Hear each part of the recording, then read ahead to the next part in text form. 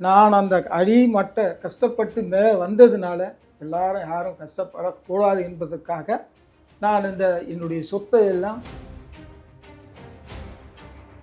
எனக்கு மேலேயே எடப்பாடி அவர்கள் சொன்னது எனக்கு ரொம்ப ரொம்ப ரொம்ப சந்தோஷமாக இருந்தது. இப்படிப்பட்ட ஒரு தலைவரை கிடைப்பது ரொம்ப அரிது. ஆனால் இன்றைக்கு அவரை விட்டு எல்லாம் சென்றவர்கள்லாம் பணத்துக்கும் பதவிக்கும் ஆசைப்பட்டு சென்றார்கள் வெளியே. எடப்பாடி அவர்கள் இன்றைக்கி நல்ல ஒரு ஆட்சியை தந்தார். நல்ல ஒரு கொள்கையோடு இன்றுக்கு இருக்கிறார். உள்ளாட்சி தேர்தலானாலும் சரி, இடைத்தேர்தலாலும் சரி, எம்பி தேர்தலாக இருந்தாலும் சரி, யாரை நிறுத்தினாலும் இரட்டை சின்னத்தில் முத்திரையிட்டு. தமிழ்நாட்டு மக்கள் என்னை அம்மான்னு அழைச்சதுனால தான் அந்த அம்மாவா கஷ்டப்படக்கூடாது, சாப்பாட்டுக்கு கஷ்டப்படக்கூடாது அப்படின்றதுக்காக குறைந்த விலையில் உணவு சகோதரர் எடப்பாடி பழனிசாமி அவர்களின் தலைமையில் கட்சி நல்லபடியாக தான் இயங்கிக் கொண்டிருக்கிறது. இதில் பணமாசை, பதவி ஆசை, தங்களது சொத்துக்களை பாதுகாத்துக்கிறதுக்காக கட்சியை விட்டு வெளியே போயிருக்காங்க. மக்களால் நான், மக்களுக்காகவே நான், உங்களால் நான், உங்களுக்காகவே நான். அனைத்திந்திய அண்ணா திராவிட முன்னேற்ற கழகத்தை யாராலும் அழிக்கவும் முடியாது, ஒழிக்கவும் முடியாது. அதிமுக மீண்டும் ஆட்சி அமைக்கும். மாண்புமிகு புரட்சித் தலைவர் எம்ஜிஆர் அவர்களை நிகழ்ச்சிக்கு வரவேற்கிறோம். ஐயா வணக்கம். உங்களுக்கும் அறிஞர் அண்ணாவுக்குள்ளான தொடர்பு எப்படி இருந்துச்சு? நீங்கள் அண்ணான்னு அவரை கூப்பிடுவீங்களா? அவர் தேர்தல் சமயத்தில் உங்கள் முகம் மட்டும் நீங்கள் கொண்டாந்து காட்டு, இந்த காங்கிரஸை நான் எதிர்க்கிறதுக்கு உங்கள் முகம் மட்டும் வேணும் அப்படின்னு சொல்லி அறிஞர் அண்ணா உங்கள்கிட்ட கேட்டதாகவும் சொன்னாங்க. அரசியலில் அவர் கூட நீங்கள் கடந்து வந்த பாதைகள் உங்களுக்கு ஏதாவது ஞாபகம் இருக்கா? முதல் நான் காங்கிரஸில் தான் என்னை பயணித்து கொண்டேன். அதற்கு பிறகு அண்ணாவின் இந்த பேச்சினுடைய திறமைகளையும் அவருடைய எளிமையான அணுகுமுறைகளும் எனக்கு ரொம்ப அவர் பால் ஈர்த்தது. அதனால் நான் அண்ணாதுரை ரொம்ப மிகவும் நேசித்து அவர் சிறந்த ஒரு தலைவராகவே நான் ஏற்றுக்கொண்டேன். சில படங்களில் அண்ணா பேர் எல்லாமே சில பாடல்கள் எழுதினா கூட அண்ணா பேரை வச்சு தான் எழுதணும்னு சொல்லி அண்ணாவை கொடியாகவும் வச்ச பாடல்களையும் அண்ணாவை பற்றி பெருமையாக நான் சொன்னேன். ஏன்னா அவருடைய கொள்கைகளும் கருத்துக்களும் என்னை ரொம்ப நன்றாக ஈர்த்தன. அதன் வழிதான் அண்ணாதுரை பின்னாடி நான் பயன்படுத்தினேன். அதே போல் ஒரு எலெக்ஷனில் அண்ணாதுரை ஒரு மீட்டிங்கில் பேசி கொண்டு இருக்கும் பொழுது அப்போ ஜனங்கள்லாம் அண்ணாதுரை முதல்ல பேசணும், அதுக்கு பிறகு ராமச்சந்திரன் பேசணும்னாங்க. ஏன் என்று கேட்டால், நான் ஜனங்கள் அண்ணாதுரையோ மற்றவர்களும் பேசினால் ஜனங்கள்லாம் எழுந்து சென்று விடுவார்கள், புரட்சி ராமச்சந்திரன் மட்டும் கடைசியில் பேச வேண்டும் என்று சொல்வார்கள். அதே போல் நானும் கடைசியில் பேசுவேன், ஜனங்களும் பொதுமக்களும் அமைதியாக இருந்து என் பேச்சை கேட்டு செல்வார்கள். அதனால அண்ணா அவர்கள், ராமச்சந்திரா உன் முகத்தை காட்டு, லட்சக்கணக்கான ஓட்டுகள் உன்னை நோக்கி விழும், இந்த கட்சியும் சிறப்பாக இருக்கும் என்று சொல்வார்கள் பேரறிஞர் அண்ணா அவர்கள். அதனால் அண்ணாவை எனக்கு மிகவும் ரொம்பவும் நேசித்தேன். அதிமுக இயக்கம் தொண்டர்களால் உருவாக்கப்பட்ட இயக்கம் தான் அதிமுக இயக்கம். இந்த இயக்கம் தொடங்கக்கூடிய காரணம் என்னவா இருந்துச்சுங்கய்யா? அன்பு கொண்ட பெரியவர்களே, என்னை என்றென்றும் வாழ வைக்கும் தாய்மாரை, ரத்தத்தின் ரத்தமான உடன்பிறப்புகள், மக்கள் விற்பே மகிழ்ச்சி பண்றார் அவர் பேர் அண்ணா அவர்கள். ரத்தத்தின் ரத்தமான உடன்பிறப்புகளும் தாய்மார்களும் எனக்கு பக்கத்துணையாக இருந்ததனால் இந்த கட்சியை நான் பக்கபலமாக கொண்டு நல்லது ஒரு ஆட்சியை நான் தந்தேன். மற்றவர்கள் போவார்கள். எஸ்டி சோமசுந்தரம் அவர்கள் கூட அனைத்து இந்த அண்ணா திராவிட முன்னேற்ற கழகத்தை விட்டு சென்றார்கள். பண்ருட்டி ராமச்சந்திரன் அவர்களும் அதே போல் கழகத்தை விட்டு சென்றார்கள். ஆனால் நான் நம்பியது எல்லாம் ரத்தத்தின் ரத்தமான என் உடன்பிறப்புகளும் தாய்மார்களும் பெரியவர்களும் அவர்களை மட்டும் நம்பித்தான் நான் இந்த ஆட்சியை தொடர்ந்து நடத்தும் அவங்களால் தான் முடிந்தது. ஆனால் இவர்கள் மாதிரி சில பேர் போய்விட்டதினால் இந்த கட்சி துரண்டு போகவில்லை. ஆகையால் வருங்காலங்களில் இருந்தாலும் ரத்தத்தின் ரத்தமான உடன்பிறப்புகள் இருக்கிற வரைக்கும் இந்த அனைத்து இந்திய அண்ணா திராவிட முன்னேற்ற கழகம் அழியவே அழியாது என்று உங்கள் அனைவருக்கும் நான் தெரிவித்துக் கொள்கிறேன். ஸோ இந்த மக்கள் வந்து உங்கள் மேலே இவ்வளவு அன்பு கொண்டதுக்கு தமிழ்நாட்டு மக்களுக்கு வந்து நீங்கள் கைமாறா நிறைய திட்டங்களை கொண்டு வந்தீங்க. இன்றைக்கும் அந்த மாதிரி திட்டங்கள் வந்து மக்கள் இன்றைக்கும் சொல்லிட்டு இருக்காங்க. இதை வந்து சத்துணவு திட்டம் இருக்கட்டும், அதெல்லாம் வந்து நீங்கள் தான் கொடுத்தீங்க அப்படின்னு சொல்லிட்டு. இந்த திட்டங்கள்லாம் எப்படி உங்களுக்கு உதிச்சிச்சு? இந்த மக்களுக்கு கைமாறா செய்யணும் எப்படி உங்களுக்கு ஒரு எண்ணம் வந்துச்சு? அதாவது நான் இளமையிலே ரொம்ப கஷ்டப்பட்டு வளர்ந்தவன் தான் இந்த ராமச்சந்திரன். ஆகையால் ஏழைகள்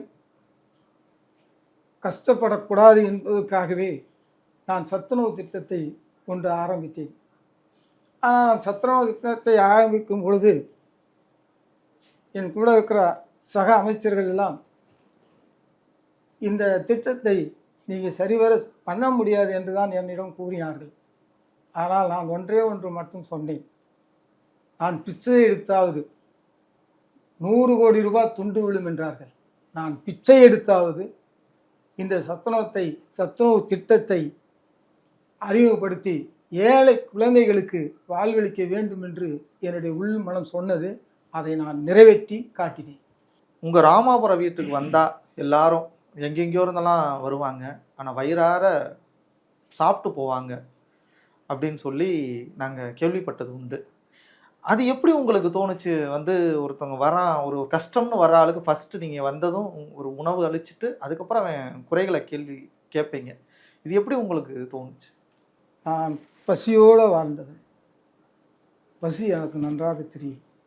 அதனால் ஒருவர் என் வீட்டுக்கு தேடி என்னை நோக்கி வந்தாலும் அவர்கள் பசியோடு வருகிறார்களோ இல்லையோ முதலில் அவர்கள் உணவருந்தித்து தான் என்னை சந்திக்க வேண்டும் என்று நான் சொல்லுவேன்.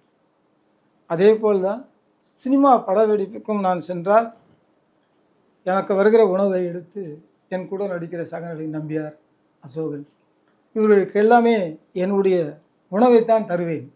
அவருக்கு ஏன் என்றால் நான் சாப்பிடுகிற சாப்பாடு தான் அனைவரும் சாப்பிட வேண்டும். வேறு விதமான உணவுகளை கொடுத்தால் கூட நான் மறுத்து விடுவேன்.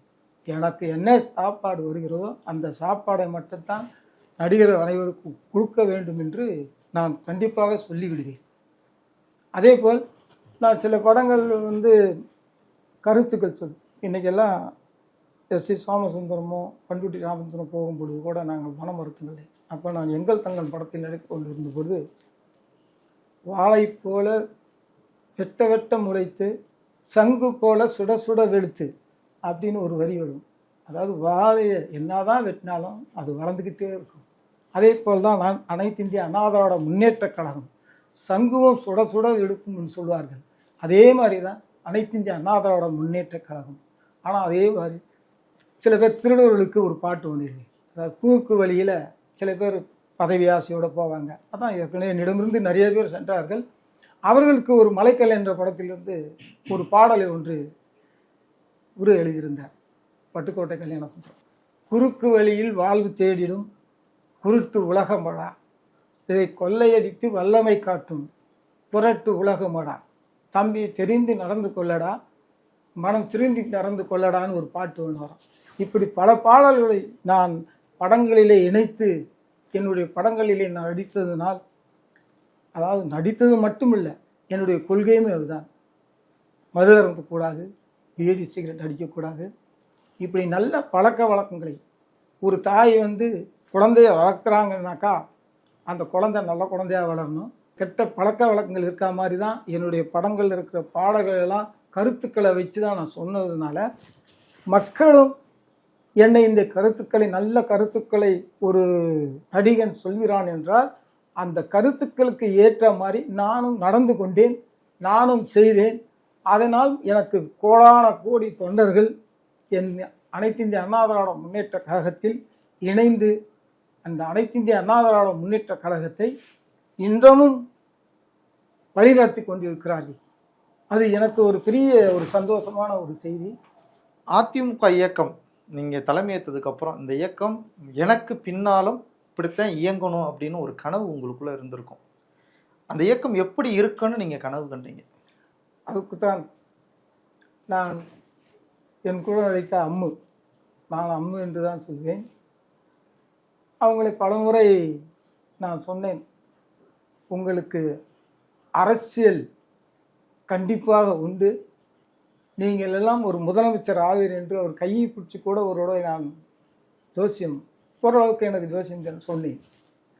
அதனால் அம்மு அவர்களை நான் ஒவ்வொரு மீட்டிங்கில் பொதுக்கூட்டங்களிலும் முதலில் வேண்டாம் என்று தான் அம்மு சொன்னார்களே வெளியே, நான் தான் வற்புறுத்தி ஒவ்வொரு பொதுக்கூட்டத்திலும் கலந்து கொண்டு மக்களுடைய பிரச்சனைகளை பாருங்கள் அம்மு, அப்போதுதான் உங்களுக்கு என்னவென்று தெரியும், அப்போ நீங்கள் அரசியலுக்கு வரலாம் என்று சொல்லி நான் முதலிலே அவங்களை மேடை ஏற்றி அம்மு அவர்களை மேடையில் ஏற்றி பண்ணும்பொழுது தான் அவங்களுக்கு அவருடைய ஒரு ஆர்வம் வந்து இந்த பொது தொண்டு ஏற்றி இந்த அனைத்து எனக்கு பின்னால் இந்த அனைத்து இந்த அண்ணா திராவிட முன்னேற்ற கழகத்தை வெற்றிகரமாக நடத்தி கொண்டிருந்தார்கள். அதற்கு மக்களும் ஆதரவு கொடுத்தார்கள். தமிழ்நாட்டுக்கும் சினிமாவுக்கும் ஒரு தொடர்பு உங்கள் காலத்திலிருந்தே வந்துருச்சு. அது இன்றைய காலகட்டத்திலையும் அப்படியே தொடர்ந்து தான் வருது. நடிகர்கள் வந்து தமிழ்நாட்டை ஆளக்கூடிய ஒரு சூழ்நிலைகள் வந்திருக்கு. இதை பற்றி என்ன நினைக்கிறீங்க? இன்றைக்கு இருக்கிற காலகட்டத்தில் படம் எடுப்பது வந்து ரொம்ப ஈஸியாக படம் எடுத்துடுறாங்க. அன்றைக்கெல்லாம் படம் எடுக்கும்போது அவ்வளோ ஈஸியாக எடுக்க முடியாது. அதுவும் நான் படம் நடித்தேன் என்றால் நிறைய பேர் வந்து இவரோட படம் எடுக்கிறது ரொம்ப கஷ்டம்தான். ஏனென்றால் நான் கருத்துக்கள் உள்ள பாடல்களை எழுத சொல்வேன். அதே மாதிரி கதைகளும் தாயை பார்க்குற மாதிரி ஒரு படமும் அப்பா அம்மா குழந்தைங்களை பார்க்குற மாதிரி படமுங்கள் தான் அன்றைய காலகட்டத்தில் எடுத்து அதை நான் தொண்டர்கள்லாம் பார்க்கும் பொழுது தலைவர் வந்து இந்த அளவுக்கு நல்ல ஒழுக்கமாக இருக்கிறார்களே அப்படி என்று நினைத்து தான் அனைத்து இந்திய அண்ணா திராவிட முன்னேற்ற தொண்டர்கள் அனைவரும் அனைத்து இந்திய அண்ணா திராவிட முன்னேற்ற கட்சிக்காக வேண்டி என்னுடைய கூட பயணித்தார்கள். ஆனால் இன்றைக்கு இருக்கிற காலகட்டம் வந்து எந்த கருத்தும் சொல்வதில்லை, எந்த கருத்தும் யாருக்கும் போய் சேருவதில்லை. படம் பார்த்தா போதும், வெளியே வந்தால் போதும் தான் இருக்குது. ஆனால் இன்றைக்கி இருக்கிற காலகட்டத்தில் எந்த கருத்தும் இல்லாததால் இன்றைக்கு இருக்கிற அரசியல்வாதிகளாக இருந்தாலும் சரி, ஆனால் அன்றைக்கு இருக்கிற அரசியல்வாதிகள் வந்து ரொம்ப கட்டுக்கோப்பாக இருந்தார்கள். இது தவறு செய்யக்கூடாது, இது தவறு செய்யக்கூடாது அப்படின்ட்டு. இன்றைக்கு எந்த படங்கள்லையுமே ஒரு தப்பு செஞ்சால் கூட திருத்துற மாதிரி எந்த படமும் எடுக்கிறது இல்லை. பாடல்கள் கூட மக்களுக்கு போய் சேர்ந்து அந்த பாடல்கள் மூலயமா யாரும் அரசியலுக்கு வந்ததா சரித்திரம் தெரியாது. ஏதோ படம் பார்த்தோம், ஏதோ வந்தோம் அப்படின்ட்டு தான் இன்னைக்கு படம் நடத்தி கொண்டிருக்காங்க. அன்றைக்கு இருந்த அதிமுகவும் இன்னைக்கு நடக்கக்கூடிய அதிமுகவில் உள்ள பிரச்சனைகளை சரி செய்யணும் அப்படின்னா என்ன மாதிரி இந்த கட்சியை வந்து கொண்டு போகணும்? இன்னைக்கு இருக்கக்கூடிய பொதுச் செயலாளர் எப்படி கொண்டு போகணும்? தொண்டர்கள் நிர்வாகிகளுக்கு சொல்லக்கூடிய கருத்து என்னவா? ஒரு அரசியல்வாதி பணம் சம்பாதிக்க வேண்டும் என்று தானே போகிறான். இவரையே மக்கள் தன்னுடைய கூட இருக்கிற நாட்டு மக்களுக்கு எதுவும் நல்லது செய்ய மாதிரி யாரும் போகவில்லை. அதில் சில பேர்கள் இருக்கிறார்கள், நல்லவர்களும் இருக்கிறார்கள். ஆனால் சில பேர் தன்னுடைய சுயநலத்துக்காகவும் தன்னுடைய பொதுநலத்துக்காகவும் பதவி சுகத்துக்காகவும் கட்சியை விட்டு மாறி சென்று விடுகிறார்கள். அதற்காக கழகம் அழிந்து போகவில்லை. கழகம் தொண்டர்கள் இருக்கிற வரைக்கும் இந்த அனைத்து இந்திய அண்ணா திராவிட முன்னேற்ற கழகம் தொடர்ந்து இயங்கிக் கொண்டேதான் இருக்கும். நான் மறைந்த பிறகு அம்மு இருந்தார்கள். அம்முக்கு பிறகு எடப்பாடியார் வந்தார். ஆனால் அவர் ஒரு சில கருத்துக்களை என்னை போல சமயத்தில் கட்சிக்காரர்கள் வந்தார்கள் கூட அனுசரித்து சென்று விடுவேன். ஆனால் எனக்கு பிடித்த ஒரே ஒரு கொள்கை, அவருடைய கொள்கை ரொம்ப எனக்கு பிடித்தது. அதாவது தன்மானம்தான் முக்கியம், பதவி அப்புறம், பணம் காசு அப்புறம். எனக்கு மேலேயே எடப்பாடி அவர்கள் சொன்னது எனக்கு ரொம்ப ரொம்ப ரொம்ப சந்தோஷமாக இருந்தது. இப்படிப்பட்ட ஒரு தலைவரை கிடைப்பது ரொம்ப அரிது. ஆனால் இன்றைக்கு அவரை விட்டு எல்லாம் சென்றவர்கள்லாம் பணத்துக்கும் பதவிக்கும் ஆசைப்பட்டு சென்றார்கள் வெளியே கட்சிக்கு உழைத்தவர்களை நினைத்து யாரும் அவர்கள் சென்றதாக தெரியவில்லை. எடப்பாடி அவர்கள் இன்னைக்கு நல்ல ஒரு ஆட்சியை தந்தார், நல்ல ஒரு கொள்கையோடு இன்றுக்கு இருக்கிறார். அவர் பின்னால் கோடான கோடி தொண்டர்கள் அனைவரும் வந்து வருகின்ற காலங்களில் உள்ளாட்சி தேர்தலானாலும் சரி, இடைத்தேர்தலானாலும் சரி, எம்பி தேர்தலாக இருந்தாலும் சரி, கழகத்தின் ரத்தத்தின் ரத்தமான உடன்பிறப்புகள் அனைவரும் யாரை நிறுத்தினாலும் இரட்டலை சின்னத்தில் முத்திரையிட்டு அவரை பெருவாயான வாக்கு வித்தியாசத்தை வெற்றி பெறச் செய்யுமாறு அன்புடன் கேட்டு, தர்மத்தின் வாழ்வதனை சூது கவ்வும், தர்மம் மறுபடியும் வெல்லும். நன்றி, வணக்கம், வாழ்க அண்ணாநாமம். மாண்புமிகு புரட்சித் தலைவி அம்மா அவர்கள் நம்ம அரங்கத்திற்கு வந்திருக்கிறார். அவரை வரவேற்று நிகழ்ச்சிக்கு போகும். அம்மா வணக்கம். புரட்சித் தலைவர் எம்ஜிஆர் கூட நீங்கள் இருக்கும்போது உங்களோட பணிகள் எப்படி இருந்துச்சு, அதை நீங்கள் எப்படி உணர்ந்தீங்க இந்த தருணத்தை? புரட்சி தலைவர் எம்ஜிஆர் அவர்கள் கூட இருக்கும்போது இருந்த நாட்கள் என்னால் மறக்கவே முடியாது. அவருடைய கூட பொதுக்கூட்டங்கள் போகும்போது மக்கள் இருக்கிற கூட்டம், அந்த மக்கள் வெள்ளத்தை பார்த்து நான் ரொம்ப மகிழ்ச்சி அடைந்தேன். கட்சி பணியில் என்னை நானே ஈடுபடுத்தி கொண்டேன். தமிழ்நாட்டு மக்கள் உங்களை அம்மான்னு வாய் நிறையா கூப்பிடுவாங்க. ஸோ அதை கேட்குறதுக்கு உங்களுக்கு எப்படி இருந்துச்சு? இந்த மக்களுக்கு, அம்மான்னு கூப்பிட்ற மக்களுக்கு, நீங்கள்லாம் ஒரு தாய் பிள்ளையா எல்லாத்தையும் பார்த்தீங்க, அவங்களுக்கு இந்த திட்டங்கள் கொடுக்கணும் அப்படின்னு சொல்லி உங்களுக்கு ஒரு திட்டங்கள் யோசிச்சிருப்பீங்க. அது என்ன மாதிரி திட்டங்கள், அதை பற்றி கூற முடியும்? தமிழ்நாட்டு மக்கள் என்னை அம்மான்னு அழைச்சதுனால தான் அந்த அம்மாவா அந்த இடத்துல பிள்ளைங்களுக்கு என்ன செய்வாங்களோ அதன் அடிப்படையில் யோசித்து நான் நிறைய திட்டங்களை கொண்டு வந்தேன். அதில் ஃபஸ்ட்டு பார்த்திங்கன்னா அம்மா உணவகம். ஏழை எளிய மக்கள் கஷ்டப்படக்கூடாது, சாப்பாட்டுக்கு கஷ்டப்படக்கூடாது அப்படின்றதுக்காக குறைந்த விலையில் உணவு எந்த அளவுக்கு கொடுக்க முடியுமோ அவங்க பயன் அடைகிற மாதிரி அம்மா உணவகம் திட்டம் கொண்டு வந்தோம். அடுத்தது பார்த்திங்கன்னா தாலிக்கு தங்கம் திட்டம். ஏழை மக்கள் திருமணத்துக்காக தங்கம் வாங்க முடியாது அப்படின்றதுக்காக தாலிக்கு தங்கம் திட்டம் கொண்டு வந்தோம்.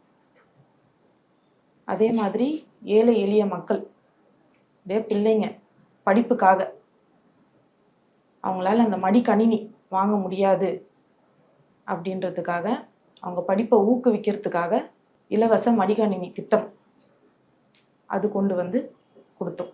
அப்புறம் மகளிருக்கு இருசக்கர வாகனம் வாங்க முடியாத மகளிருக்கு இருசக்கர வாகனம் திட்டம் கொண்டு வந்தோம். இந்த மாதிரி ஏழை மக்களுக்கு போய் கொண்டு சேர்ற விதமாக, அவங்க பயனடைகிற விதமாக என்னென்ன திட்டங்கள் ஒரு அம்மாவா பிள்ளைகளுக்கு என்ன செய்வாங்களோ அதை யோசித்து திட்டங்கள்லாம் நிறைய கொண்டு வந்தோம். நீங்கள் சட்டசபையில் பேசியிருப்பீங்க, எனக்கு பின்னாலும் 100 ஆண்டுகள் கழித்தும் அதிமுக இயக்கம் இருக்கும் அப்படின்னு சொல்லியிருந்தீங்க. நீங்கள் அன்னைக்கு பார்த்த அதிமுகவும் இன்னைக்கு இருக்கக்கூடிய அதிமுகவும் எப்படி இயங்கிக்கிட்டு இருக்கு? சகோதரர் எடப்பாடி பழனிசாமி அவர்களின் தலைமையில் கட்சி நல்லபடியாக தான் இயங்கிக் கொண்டிருக்கிறது. இதில் பணமாசை, பதவி ஆசை, தங்களது சொத்துக்களை பாதுகாத்துக்கிறதுக்காக கட்சியை விட்டு வெளியே போயிருக்காங்க. அனைத்து இந்திய அண்ணா திராவிட முன்னேற்ற கழக உண்மையான தொண்டர்கள் அனைவரும் கட்சியை விட்டு வெளியே போகலை. 100 ஆண்டுகள் அல்ல, 1000 ஆண்டுகள் ஆனாலும் அனைத்து இந்திய அண்ணா திராவிட முன்னேற்ற கழகத்தை யாராலும் அழிக்க முடியாது. மக்களால் நான், மக்களுக்காகவே நான், உங்களால் நான், உங்களுக்காகவே நான். அனைத்து இந்திய அண்ணா திராவிட முன்னேற்ற கழகத்தை யாராலும் அழிக்கவும் முடியாது, ஒழிக்கவும் முடியாது. அதிமுக மீண்டும் ஆட்சி அமைக்கும். உங்கள் கருத்துக்களை பகிர்ந்ததற்கு நன்றிங்கய்யா.